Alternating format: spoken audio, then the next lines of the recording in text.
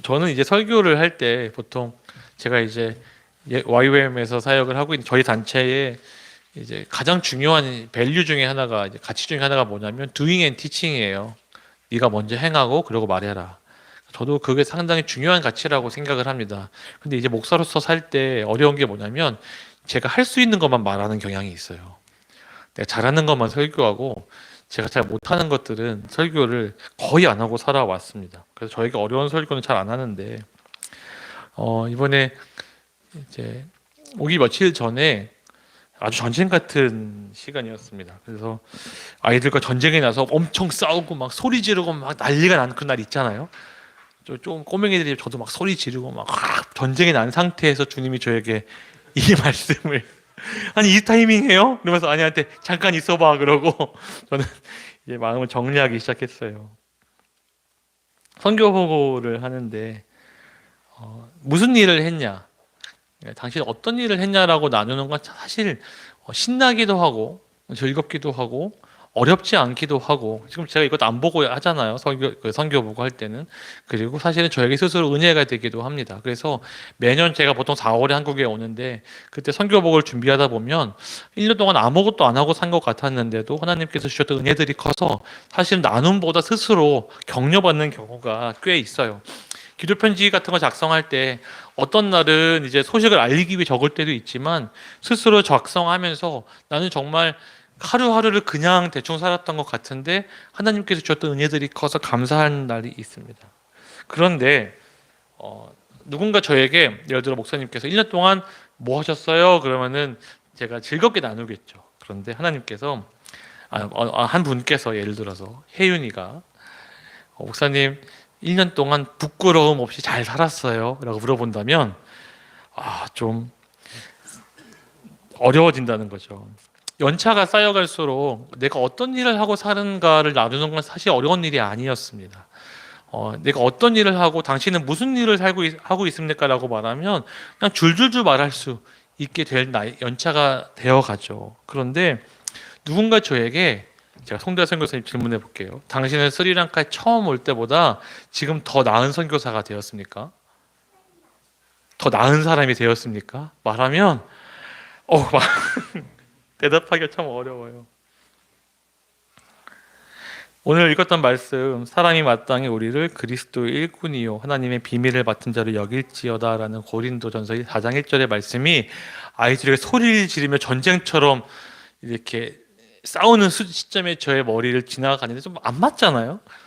뭐 좀 따뜻한 말씀이 와야 되는데 사실 이 말씀이 저에게는 그동안 열심히 일해라, 일 많이 해라, 충성해라, 많은 일을 해서 하나님을 기쁘시게 해라라는 말씀으로 늘 읽어왔죠. 말씀을 보이는 대로 읽고 그대로 이해해보면 이런 뜻이겠죠. 우리가 마땅히 여겨야 할 것은 무엇인가? 나는 그리스도의 일꾼이다. 마땅한 것, 나를 그리스도의 일꾼으로 여기는 것. 일꾼이 뭐죠? 일하는 사람이잖아요. 놀고 먹고 이렇게 쉬는 사람 아니잖아요. 그리스도의 이렇게 쉼터가 되어라 이런 게 아니라 일꾼이라고 하니까 마땅히 나는 맡은 자로 일해야 하는 사람. 무슨 일? 하나님의 비밀을 맡은 자. 하나님의 미스테리. 비밀이 미스테리어스라고 나와 있더라고요. 신비와 계시. 우리는 알고 있는 거죠. 하나님의 비밀. 즉 우리가 잘 알고 있는 그 내용, 하나님의 복음을 맡은 자로 충성되어 살아라고 보통 그렇게 이해하고 있는 이 말씀이 아이들과 전쟁을 치르는 시점에 왜 나에게 지나갔을까? 여기서 일꾼이라는 말은 휘페레테스라는 단어를 사용합니다. 배에 노를 젓는 사람, 그리고 하인, 고용인, 조력자 이런 뜻을 가지고 있다라고 해요. 그런데 이것이 이제 둘로스, 쉽게 말하는 성경에 많이 신학 성경에 나와 있는 둘로스라는 단어와는 좀 다른 의미를 가지고 있습니다. 둘로스는 노예죠. 그래서 누군가에 소속되어 있지만 시키는 일만 하는 사람이 둘로스라면 이 휘페레테스라는 단어는 조력자와 돕는 자의 의미를 가진 말이라고 합니다. 자유의지를 가진 일꾼, 창조적이고 자유로운 사역, 하나님께 속해 있지만 하지만 누군가에게 속해 있다는 거예요. 배에 속해 있던지 노를 젓는 사람이기 때문에 그 배의 선장에게 속해 있는 사람을 의미할 때 많이 사용하는 단어라고 합니다. 자유의지를 가지고 나의 의지를 가지고 하나님의 일을 감당해가는 사람으로서의 일꾼, 바울이 이 고린도전서 4장 1절에서 사용하고 있습니다. 우리는 그런 존재라고, 하나님께 속해서 나의 의지를 가지고 그분의 일꾼으로 살아가는 것은 나에게, 너에게 너무 당연한 것이라고 바울이 이야기하고 있습니다. 1년간 저희 삶이 어땠는지, 제가 어떤 일을 했는지 간단하게 말씀을 드렸습니다. 구제하는 일도 했고요. 제가 뭐 보고에 안 했지만 이제 어려운 사람들 구제하는 일들 좀 제가 줄여서 길게 가려고 한 10명 정도로 줄여서 진행하고 있지만 그런 일도 했고, 설교하고 예배하는 일도, 복음 전하는 일도 했고, 교회를 돕는 일도 했고, 아이들과 청년들을 지지하는 사역도 했고, 예배가 없는 곳이죠. 아무도 없는 곳에서 저희 아이들과 또 같이 하는 사람들과 꾸준하게 예배하는 일도 했고, 가난한 지역을 함께하고 또 개발하는 사역에도 참여했고, 새로운 사역을 도전하고 시도했고, 책도 출판하고 또 선교사님들도 돕고, 그런 일들을 했습니다. 하나님을 알지 못하는 사람들에게 그리스도를 전하기 위해 의미 있는 도움을 나눈 사람으로 살아가는 일은 사실 선교사에 그냥 당연한 일이죠. 저희에게는 마땅한 일입니다. 선교사라는 직업을 가지고 있기 때문에 제가 당연히 해야 되는 일인 거죠. 사실 말 그대로 일, 아이에게 저는 요즘 사역 간다는 말을 잘 안 해요. 사역 간다는 말을 해봤자 이해를 잘 못할 것 같고, 아빠 일하고 올게 이렇게 이야기합니다. 그래서 어제 저녁에 제가 장례식장 갔다 와서 노트북을 켜고 아이들 씻기고 이제 앉았는데 아들이 와서 얘기하는 거예요. 아빠 또 무슨 일을 해? 지금? 설교 준비야 라고 해야 되지만 아빠 할 일이 많아서 가서 자 그랬죠. 사역이라고 말은 하지만 사실은 일이죠. 저에게는 누구나 일을 하며 살아가야 하니까, 그것이 뭐 가정이 될 수도 있고 직장이 될 수도 있고 사역이 될 수도 있지만 저에게는 당연한 일인 거죠. 바울이 말한 것처럼 나는 하나님의 일꾼으로 살아가야 하니까, 그런 면에서는 사실 모두가 하고 있는 일반적인 일과 제가 하고 있는 일은 종류만 다르지 사실은 같은 영역 안에 있는 것이 아닌가라고 저는 늘 생각을 합니다. 그냥 일인 거죠. 선교사로 살면, 특히 저희 지역에 오시면 물론 모든 선교사가 다를 수 있죠. 근데 보통 일반적으로 생각하시는 피부색이 다른 곳에 가서 제3세계라든지 조금 낙후된 곳에 가서 살아가는 사람을, 선교사의 삶을 보시면 상당히 개방된 삶을 삽니다. 조금만 과장하면 꾸르네갈라에서 저를 모르면 간첩이라고 해도 될 정도로, 저희는 이제 셀럽의 삶을 살아가는 거죠. 뭐 슈퍼마켓이나 음식점에 가면 보통 멤버십 전화번호 넣잖아요. 저는 안 넣어요. 직원들이 알아서 다 외워서 전화번호 다 입력해서 전화번호 말해줄게 라고 이미 넣었대요. 전화번호까지 다 노출되어 있는 삶이죠. 외국인 눈에 많이 띄기도 하고요. 저희 지역에는 외국인이 별로 없으니까. 좀 대도시로 가면 이제 관광객이 많이 생겨서 관광객이 좀 눈에 띄긴 하지만 사실 저희 지역만 해도 아이들은 더 하고요. 아이들은 뭐 어디 가나 많이 관심 받고 살게 되죠.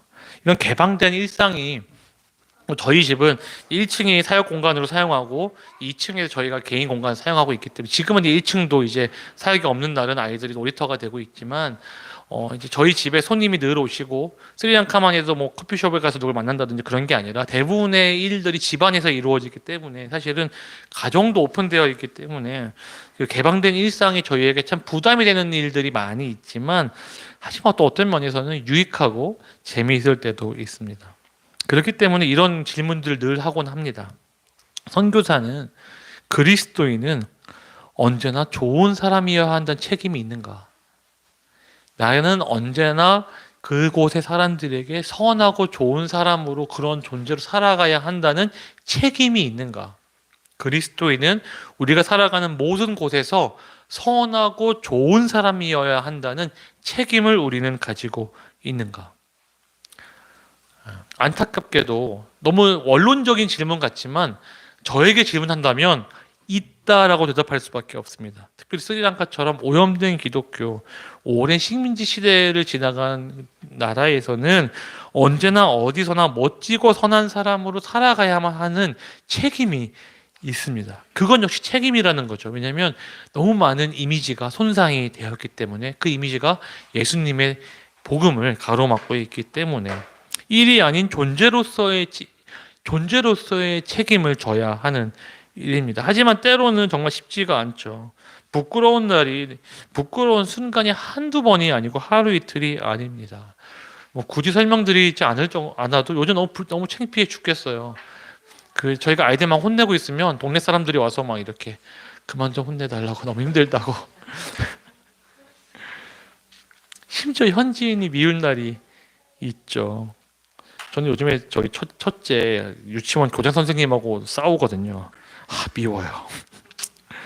싸우고 싶은 사람이 있습니다. 싸우고 미워하는 날이 있다는 거죠. 지금은 나와 너무 친한, 눈빛만 봐도 아는 친한 현지인들이 아무 데 찾아가서 밥이나 먹고 이런 현지인들이 있지만, 사실 말 한마디 잘못하고 돌아와서 괴리감에 빠져서 나 오늘 왜 그랬을까라고 생각하는 날이 선교사에게 많다는 거죠.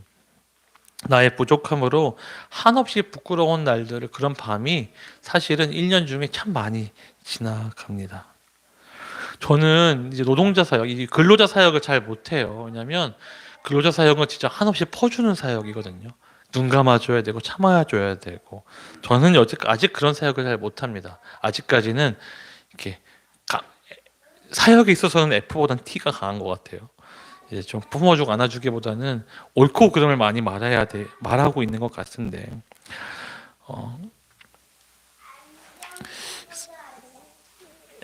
솔직한 말로 때로는 그냥 사랑이 아닌 마땅하고 당연하다고 쉽게 생각하는 일로서 살아가고 싶은 날이 있습니다.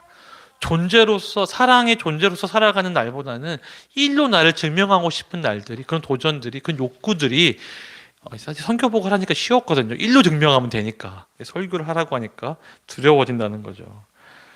사랑하지 못하는 날이 있습니다. 사랑하지 못하는 순간이 있고 사랑할 수 없는 사람이 있습니다. 많은 일로 내 안에 있는 사랑을 증명하라고 하면 너가 얼마나 예수님을 사랑하느냐, 내가 얼마만큼 하나님을 사랑하느냐, 당신이 얼만큼 스리랑카를 사랑할 수 있느냐를 일로 증명하라고 하면 얼마든지 하겠습니다. 나에게 당연하고 마땅한 일이니까. 하지만 사랑으로서 스리랑카 선교사인 나를 증명하라고, 사랑으로서 그리스도의 존재인 너를 증명하라고 한다면, 그 사랑을 꺼내 놓아서 사랑의 존재로서인 나를 개방하고 보여주어서 그것을 증명하라고 말한다면, 여기 계신 그 한 분이라도 저에게 당신은 스리랑카 선교사니 그 누구보다 스리랑카를 사랑하겠지라고 물으신다면, 당연하지 않습니다. 일은 당연하지만 사랑은 당연하지가 않습니다. 사순절을 지나가고 있죠. 예수님에 대해 생각하고 묵상하는 순간들을 가지는 귀한 시간입니다.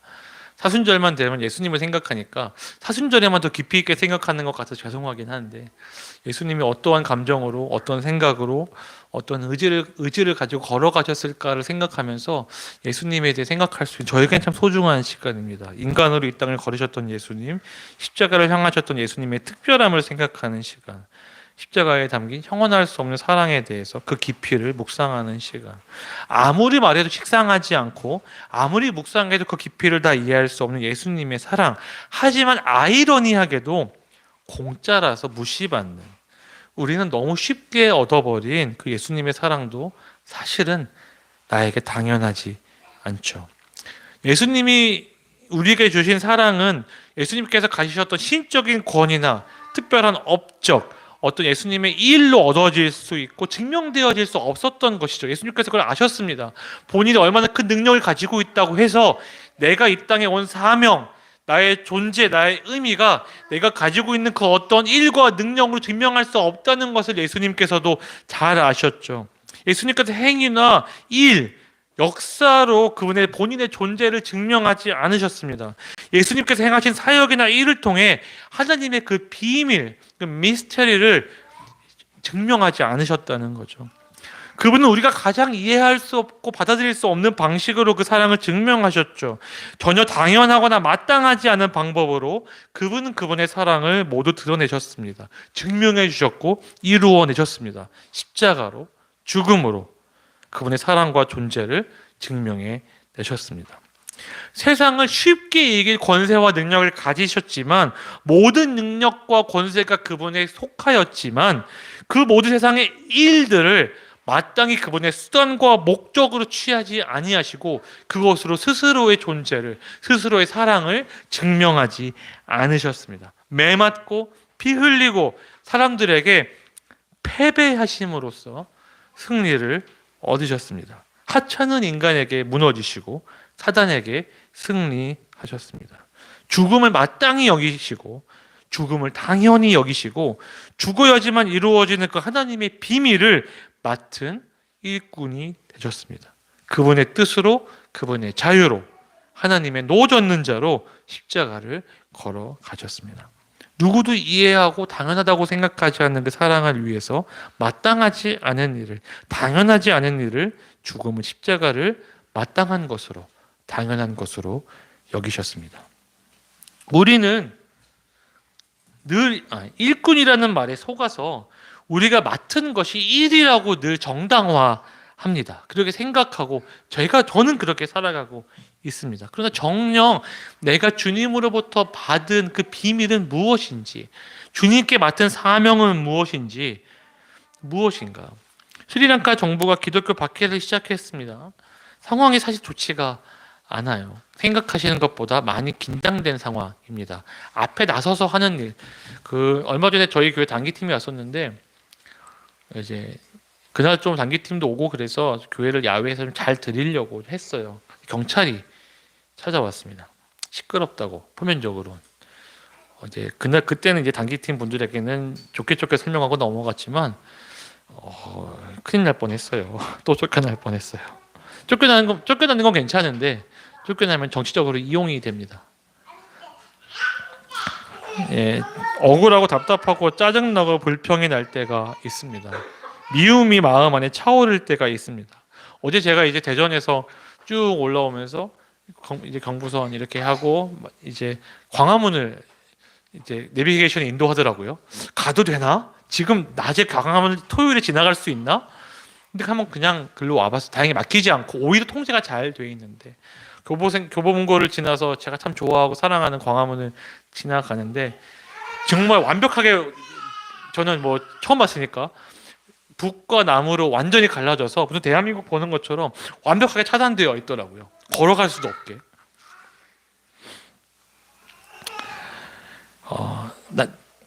정치, 세대, 성별 관련이 수많은 아픔들, 수많은 다툼과 미움들이 가득한 시대를 지나가는 것 같았습니다.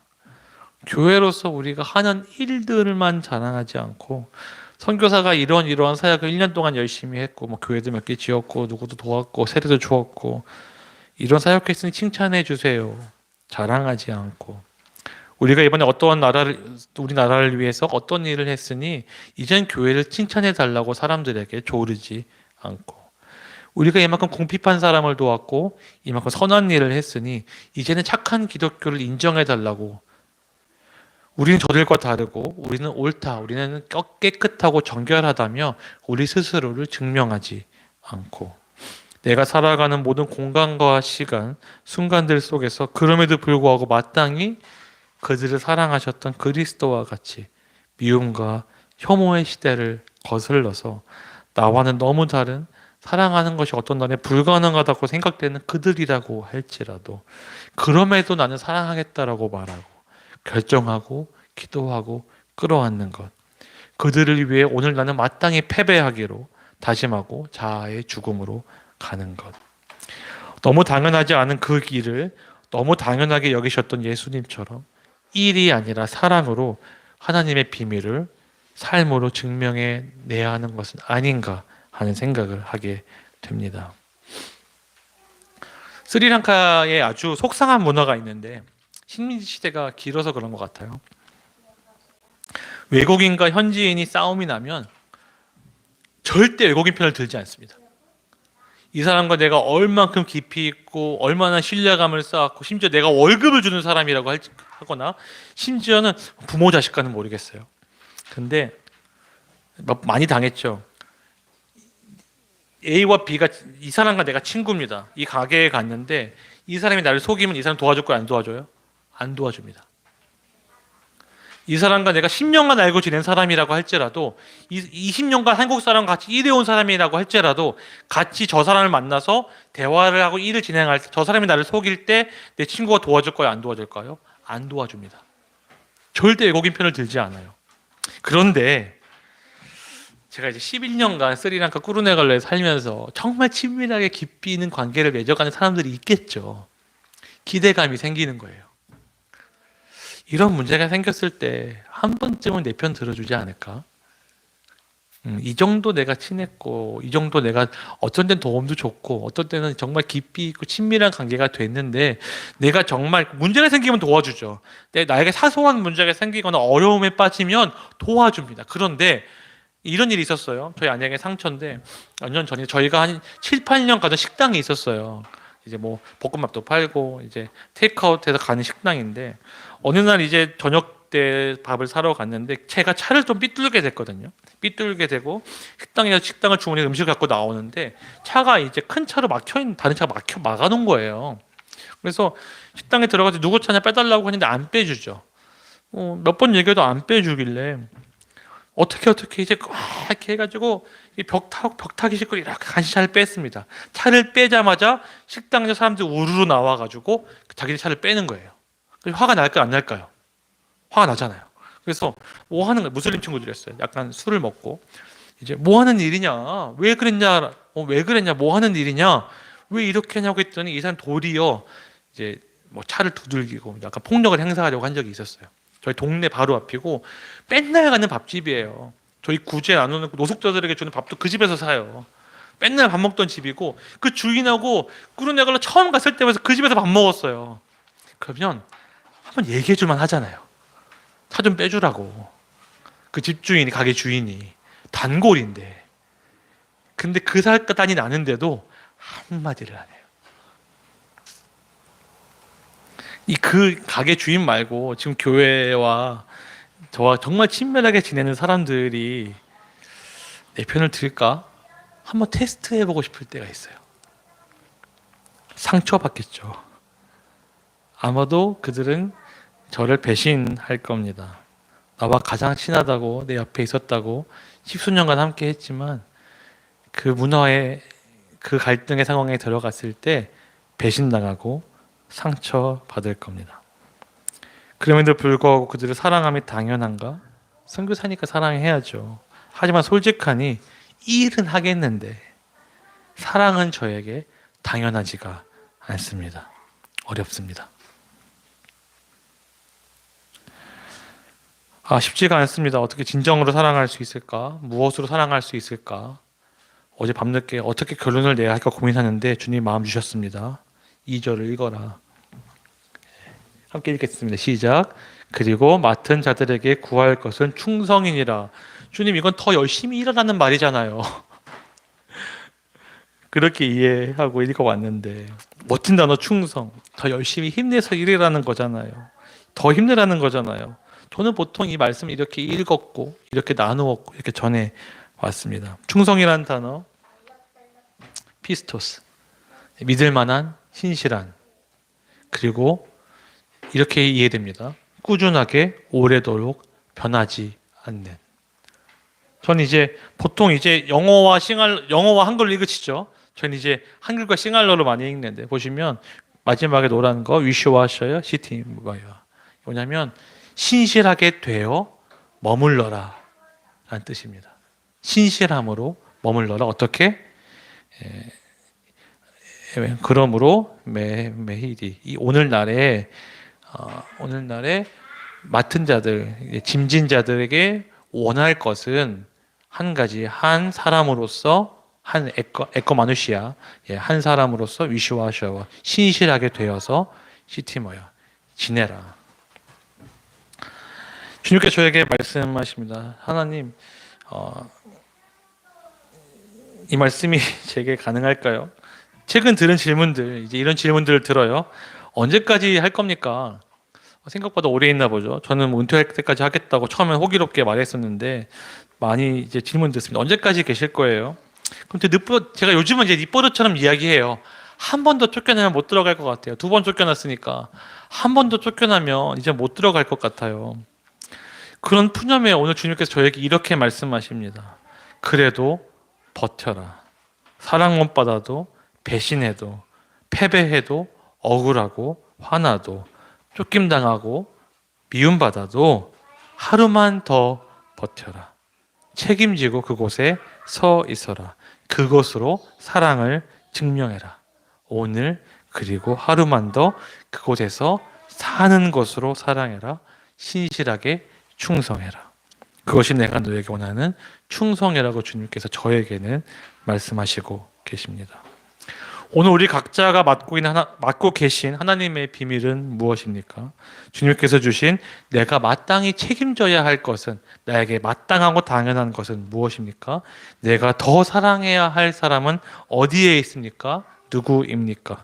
나는 어떻게 그들을 사랑할 것입니까? 나는 어떻게 그들에게 그리스도를 증명할 것입니까? 사순절을 걸어가고 있습니다. 우리가 각자가 십자가의 비밀을 가진 채로 하루하루를 살아가고 있죠. 나에게 맡겨주신 그 사랑의 실제가 되고 증명되어서 가족과 이웃과 교회, 세상의 하나님의 비밀을 증명할 수 있는 그런 오늘 하루가 우리의 삶들이 되었으면 좋겠다고 주님의 이름으로 기도합니다. 감사합니다. 기도하고 마치나요? 네, 기도하겠습니다. 하나님 감사합니다. 우리를 주님의 비밀 맡은 자로 부르시고 충성하라고 말씀하시고 사랑하라고 말씀하여 주셔서 감사합니다. 주님이 우리에게 그분의 능력과 권세와 힘으로 하나님께서 하나님의 능력으로 그 사랑을 증명하지 아니하신 것처럼 하나님이 누구신지를 증명하시고 어떻게 나를 구원하시고 살리셨는지를 그 하나님의 능력으로 증명하지 않으셨던 것처럼 하나님 예수님의 사랑을 닮아서 하나님 사랑으로 그리스도를 증명하는 삶을 살기를 간구합니다. 우리 가운데 함께하여 주시고 연약하고 부족하고 비천하고 남루한 내 마음이라고 할지라도 내 삶이라고 할지라도 주님의 성전 삼아 이끌어 주셔서 주님의 뜻을 이루어주는 존재로 여겨주셔서 하나님 주님의 사랑 전하며 살아가는 자로 주님의 사랑 이루며 살아가는 자로 주님의 사랑 증명하며 살아가는 자로 우리를 사용하여 주옵소서. 하나님 내가 가진 것으로 증명하지 않고 예수님으로 그리스도를 증명하게 하여 주옵소서. 주님 감사합니다. 예수님의 이름으로 기도했습니다.